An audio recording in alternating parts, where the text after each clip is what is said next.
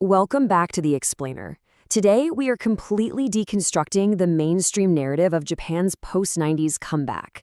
When we think of Japan, our minds almost instantly go to this hyper-modern aesthetic, right? We picture the blinding, brilliant neon lights of Akihabara, bullet trains that depart with absolute to-the-second precision, and a society that honestly just seems like it's living 5 years in the future. We are constantly seeing headlines celebrating economic upticks or booming tech exports. But we really need to explore a fascinating and kind of unsettling paradox here. How exactly does this hypermodern, deeply advanced aesthetic coexist with long-term structural stagnation? Because Japan actually serves as an absolutely crucial bellwether for other aging, developed economies in the West. Understanding what is happening there is vital for understanding what might literally be coming for the rest of us. So we have to ask, what if a nation's so-called comeback is actually just a quiet collapse? To outsiders, the perfectly clean streets, famously low crime rates, and the booming tourism, it all looks like this mosaic of undeniable rebirth. It feels like a society that has just figured the whole thing out.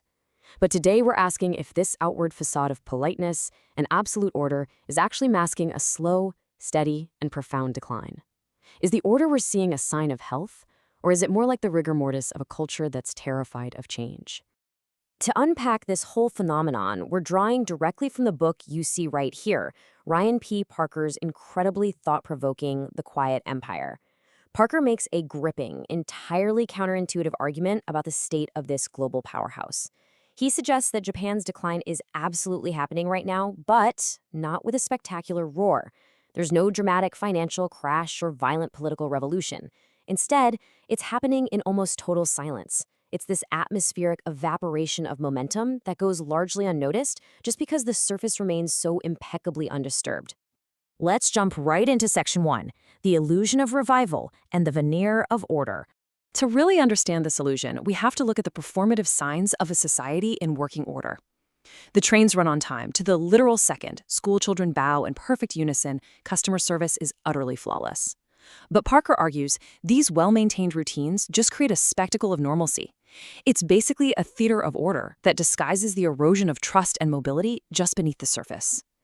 And this feeds directly into the concept of nostalgia as identity. This isn't just fondly remembering the past. Parker explains that a deep longing for the 1980s economic boom has basically become a time loop trap for the whole nation. You see this everywhere with the cultural obsession with Showa-era aesthetics, retro cafes, vintage fashion, a desperate clinging to a time when Japan felt invincible. When the future feels empty, memory acts as armor. Society is using this romanticized past to resist the very real, very messy risks of reinvention. Moving on to Section 2, From Miracle to Mirage, Tracing the Historical Trajectory. Think back to the post-war miracle. This was an era of astonishing 9% annual growth. It was a time when cities rebuilt themselves from the ashes with startling speed. Japanese corporations were buying up prime American real estate, which created this fantasy of absolute invincibility on the global stage. But we have to contrast that fantasy with the reality of the lost decades. After the massive asset price bubble burst spectacularly in the early 90s, the trajectory fundamentally shifted. What followed was characterized by a slow rot, steadily stagnating wages, and a quiet deterioration carefully masked by daily routine. The bitter irony here? The unprecedented success of the miracle years actually bred the deep complacency of the lost decades. Which brings us to Section 3, the lost society and the massive demographic shift. Okay, look at this number. Over 29% of Japan's population is currently over the age of 65. Let that staggeringly high statistic really sink in for a second. Imagine walking down the street in your own city, going to the grocery store, and nearly 1 in 3 people you see is of retirement age. That actually makes Japan the oldest country in the entire world. And it's not just about citizens getting older, it's fundamentally about the vanishing of youth. When a society lacks young people, it alters the entire psychological landscape of the country. It shifts the collective focus away from building the future to simply managing the decline. This vanishing youth creates 2 distinct, yet intimately connected geographies of decline. Out in the countryside, we see rural extinction. Young people are fleeing to Tokyo trying to find the few remaining stable jobs, and they're leaving behind empty, depopulated villages. We're talking shuttered schools and abandoned homes slowly being reclaimed by nature.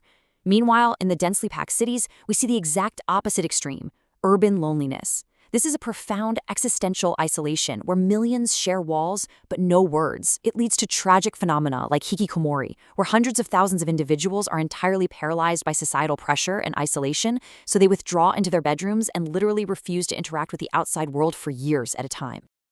Okay, Section 4, the Empire of Process, or Inescapable Bureaucracy. So, if things are stagnating, you're probably wondering, why isn't Japan just innovating its way out of this crisis? Well, Parker points to what he calls the architecture of permission. It goes a little something like this. Step 1, draft a proposal. Step 2, circulate it endlessly for consensus. Step 3, review it for any conceivable risk. And Step 4, the inevitable result, delay the decision. This absolute obsession with consensus and paperwork completely paralyzes action.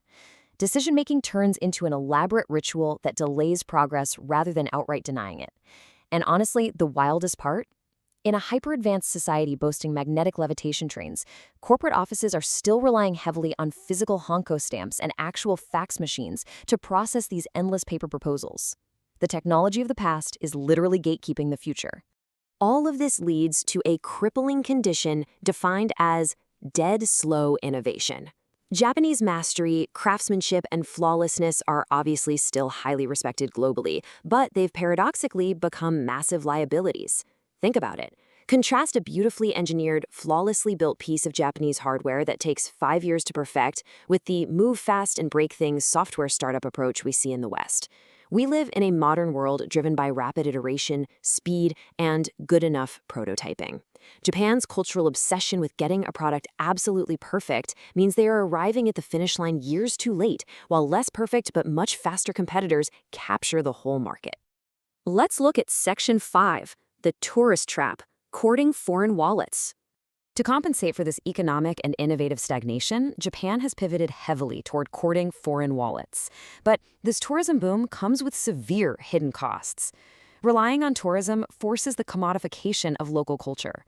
Profound, ancient traditions get hollowed out, turning things like the tea ceremony into 15-minute simplified simulations just to be posted on Instagram. Look at the historic neighborhoods in Kyoto right now. They are completely overwhelmed by tourist crowds looking for the perfect social media backdrop, which is severely frustrating the locals. This dynamic strains local infrastructure, exhausts service workers, and worst of all, it displaces the national energy and capital needed for deep, internal structural reforms. It masks the economic decay with a flood of foreign cash, but it builds absolutely nothing lasting for the actual citizens. Finally, Section 6, when collapse fades and competing with ghosts. While rival neighbors like China, South Korea, and India are sprinting forward, transforming their historical traumas into massive modern ambition, Japan remains trapped. They are competing only with the ghost of their own past perfection. Because the system refuses to fundamentally change, we see the rise of what's called ritualistic reform. Initiatives like the much-touted Abenomics basically become empty incantations. Politicians just repeat the language of revitalization. They draft pristine white papers, form endless committees, but they leave the actual foundations of the crisis entirely untouched. Things like strained social security, the lack of immigration, and incredibly rigid labor laws. It's just the performance of intent without any real consequence. Parker summarizes this perfectly.